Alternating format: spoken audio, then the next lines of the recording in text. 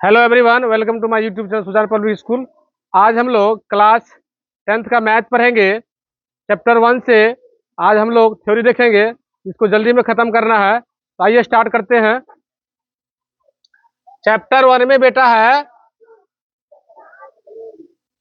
Real number,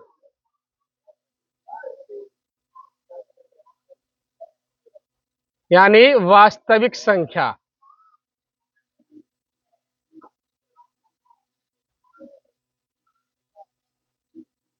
वास्तविक संख्या से पहले हम लोग पीछे चलते हैं, थोड़ा रिविजन करते हैं।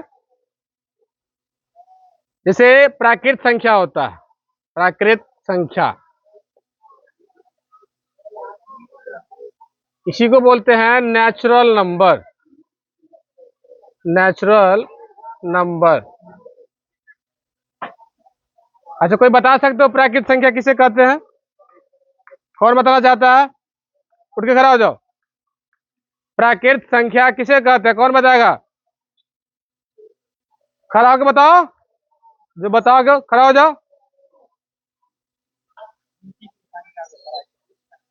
गिनती की संख्या को हम क्या कहते हैं? प्राकृत संख्या कहते हैं। क्या कहते हैं? गिनती की संख्या जो होती है वो क्या होती है?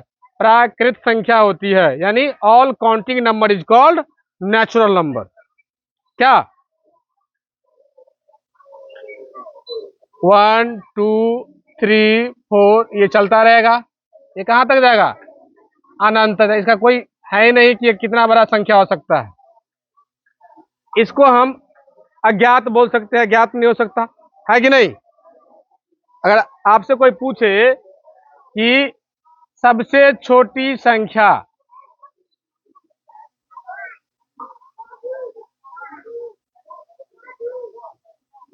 यानी प्राकृत संख्या में, किसमें? प्राकृत संख्या में अगर कोई पूछे सबसे छोटी संख्या तो क्या हो सकता है बेटा? 1।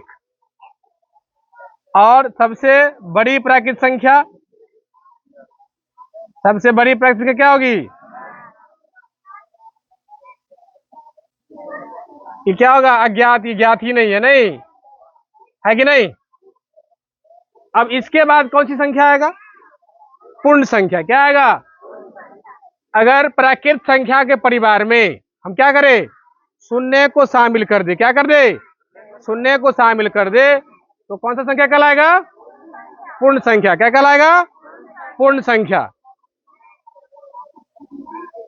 अगर पहले जीरो शामिल कर देंगे तो क्या कहलाएगा? ये पूर्ण संख्या। इसको हम बोलते हैं इंग्लिश में होल नंबर। क्या बोलते हैं? Whole number. और इसी संख्या में हम क्या करें बेटा? माइनस और प्लस डाल दे। क्या करें? माइनस प्लस कर दे तो क्या हो जाएगा?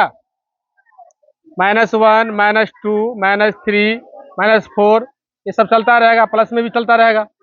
क्या ये कौन सा पूर्णांक हो जाएगा? पूर्णांक ही हो जाएगा ना। यानी हम क्या कह सकते हैं कि अगर प्राकृत संख्या पूछ रहा है तो गिनती की संख्या को हम क्या कहेंगे? प्राकृत संख्या। क्या कहेंगे? प्राकृत संख्या। अगर गिनती की संख्या में ही हम पहले शून्य को शामिल कर दे, क्या कर दे, तो क्या हो जाएगा? वो पूर्ण संख्या। और इसी संख्या में हम क्या लगा दे? माइनस लगा दे तो क्या हो जाएगा? पूर्णांक संख्या। क्या हो जाएगा? पूर्णांक संख्या। कोई दिक्कत इसको समझने में?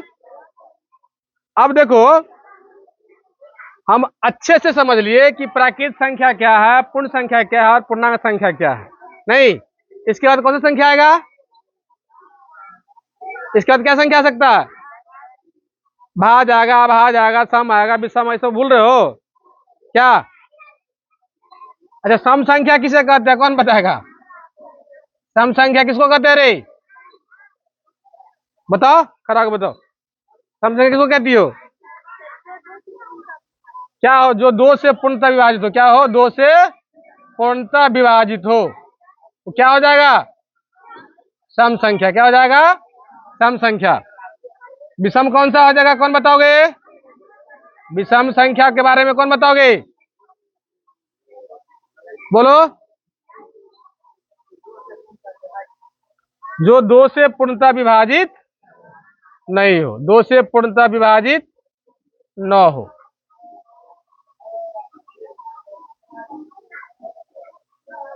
न हो वो क्या आ जाएगा? विषम संख्या। अब देखो, अब जितना सारा ये संख्या है, हम क्या समझ लिए? प्राकृत संख्या समझ लिए, पूर्ण संख्या समझ लिया और पूर्णांक समझ लिए। नहीं, परिमेय संख्या कौन बताएगा? परिमेय संख्या के बारे में, जिसको इंग्लिश में रैशनल नंबर बोलते हैं। क्या बोलते हैं? Rational number. किसको कहेंगे परिमेय संख्या? कौन बताएगा रे? बताओ, कौन बताना चाहता है? बोलो। अरे हाथ कौन ऊपर किया था? उठो रे, बोलो रे। हाँ, क्या हो? वह संख्या जो पी बाय क्यू के रूप में हो। क्या? जहां क्यू क्या हो?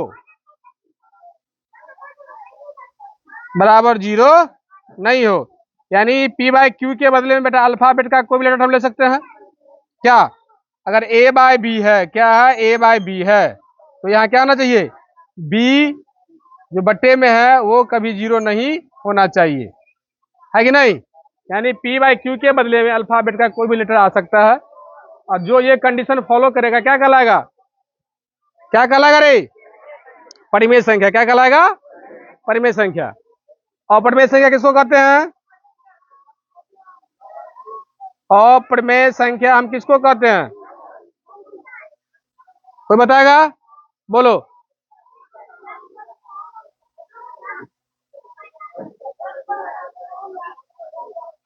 जोर से बोलो, आवाज नहीं आ रहा है। यानी वैसी संख्या जो क्या हो? पी बाय क्यू के रूप में, पी बाय क्यू के रूप में न हो। क्या हो? न हो, वो क्या कहलाएगा? अप्रमेय संख्या। दोनों में कंडीशन क्या है? क्यू कभी जीरो नहीं होगा। चलो, अब क्यू जीरो क्यों नहीं होगा इसको हम समझते हैं। दोनों में कहा गया ना कि क्यू जीरो नहीं होना चाहिए। समझो, अगर मान लो कोई संख्या है टू, क्या है? टू, और बट्टे में क्या है? जीरो है। इसको जब विभाजित करेंगे तो क्या संख्या आएगा बेटा? क्या आएगा? टू में अगर जीरो से हम भाग करेंगे तो क्या प्राप्त होगा हमको? जोर से बोलो।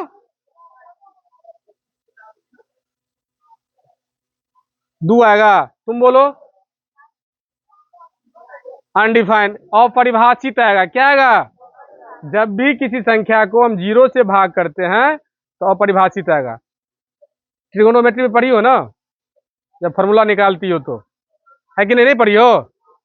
फॉर्मूला हम निकालते हैं ना रे ट्रिगोनोमेट्री में। तो ये क्या आ जाएगा? ये चिन्ह, ये वाला। इसलिए क्यू कभी जीरो नहीं होना चाहिए। समझ में आ गया बात? अब मान लो जैसे हम परिमेय संख्या ले लिए। क्या ले लिए? परिमेय संख्या। ये चार क्या परिमेय संख्या है? ये चार परिमेय संख्या है। बोलो। नहीं बोल रहा है तुम लोग रे, लेके आओ तो पटरी। ये चार परिमेय संख्या है। ये क्यों है परिमेय संख्या? क्योंकि इसको बट्टे में एक हम लिख सकते हैं। ये पी बाय क्यू के रूप में आ गया ना, कंडीशन फॉलो कर रहा है। तो ऐसा कोई भी संख्या हो, अकेला भी हो, उसके बट्टे में देकर के हम एक पी बाय क्यू के रूप में उसको लिख सकते हैं, तो परिमेय संख्या हो जाएगा। यहीं पर आ जाएगा रूट तीन। क्या आ जाएगा? रूट तीन। अब देखो, इसका वर्गमूल नहीं आएगा। आएगा? तो जिन संख्या का वर्गमूल नहीं आएगा वो क्या हो जाएगा? अप्रमेय। क्या हो जाएगा? अप्रमेय। तो जिन बच्चों को वर्गमूल आता है वही ये समझ सकता है, जिसको नहीं आता वो नहीं समझेगा। इसलिए वर्गमूल थोड़ा सीख लेना, नहीं तो इसका स्क्वायर याद कर लेना। आगे बढ़े हम लोग।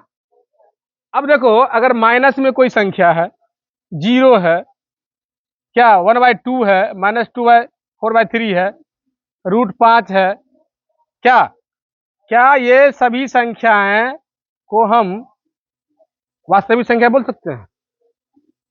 क्या हम यही ना पढ़े हैं? परिमेय संख्या और अपरिमेय संख्या के मिल से जो संख्या बनेगा वो क्या कहलाएगा?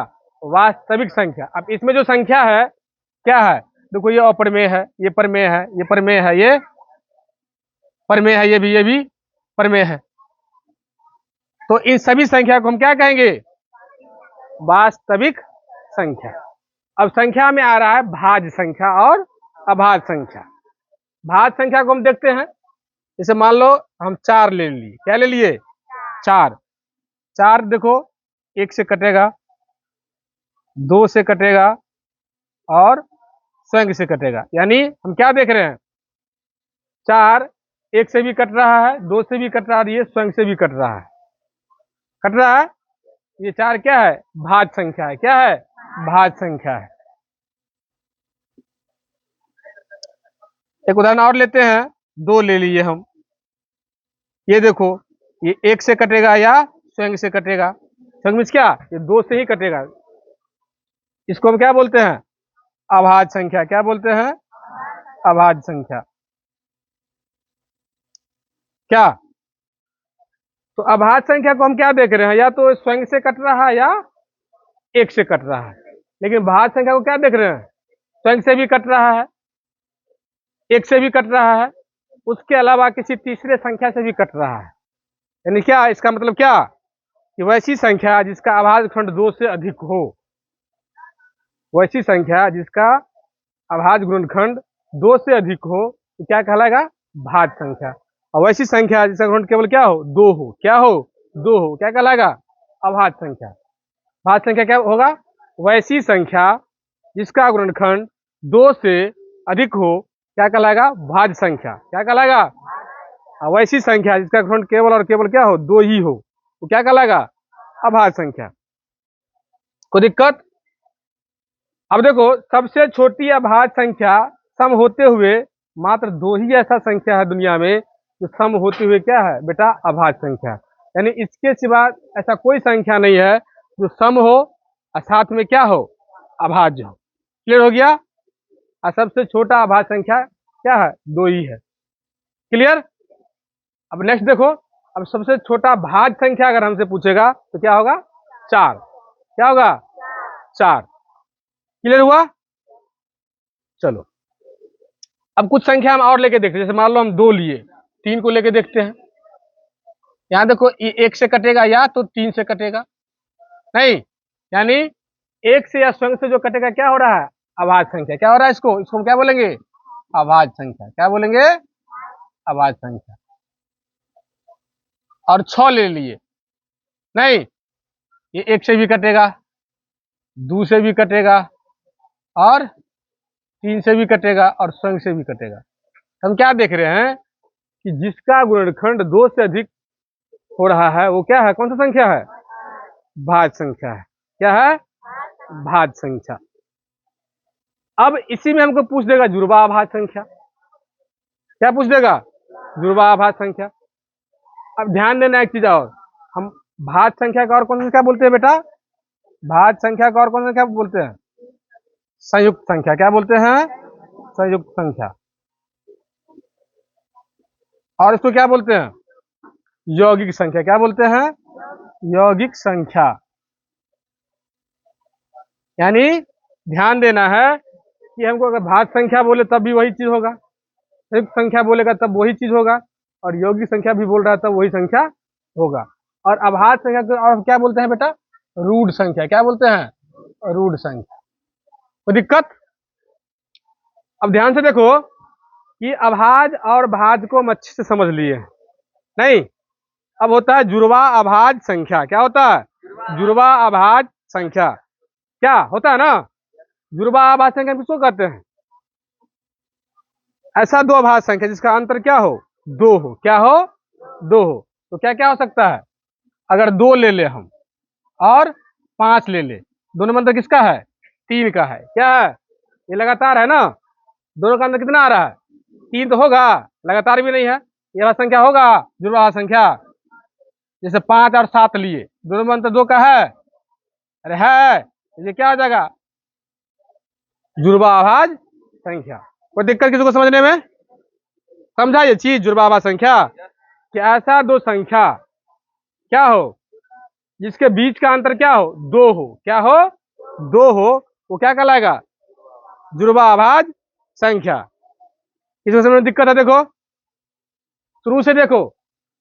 अब इस चैप्टर में हम यूक्लिड लीमा पढ़ेंगे। क्या पढ़ेंगे? Euclid Lima.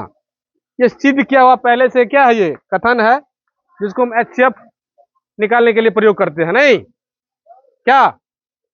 है कि नहीं रे? इसका फॉर्मूला होता है ए बराबर बी क्यू प्लस आर, यानी भाज्य बराबर भाजक गुने भागफल और प्लस शेषफल। तो ए क्या है बेटा? भाज्य है। बी क्या है? भाजक है। क्यू क्या है? भागफल है। आर क्या है? शेषफल है। जब तुम एचसीएफ निकालते हो तो मान लो हम कोई दो संख्या लेते हैं, ले लिए 25 और 7 ले लिए, हम कोई भी संख्या।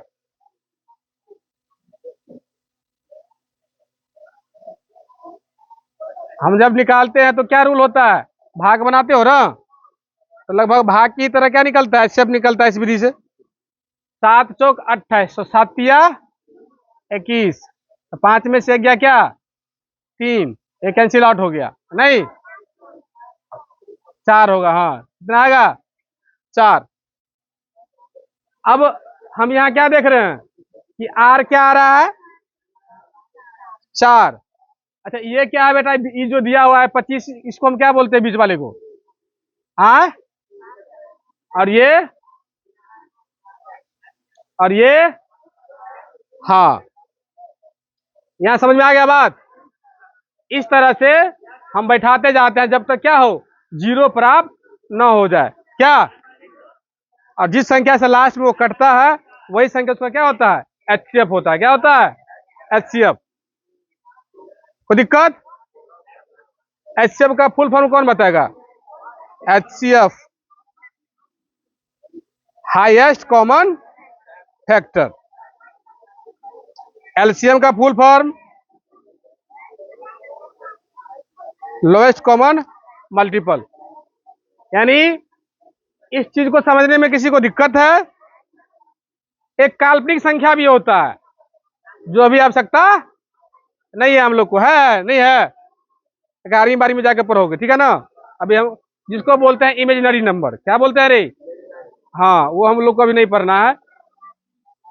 क्या समझ में आया बात? किसी को समझने में दिक्कत है? हाँ,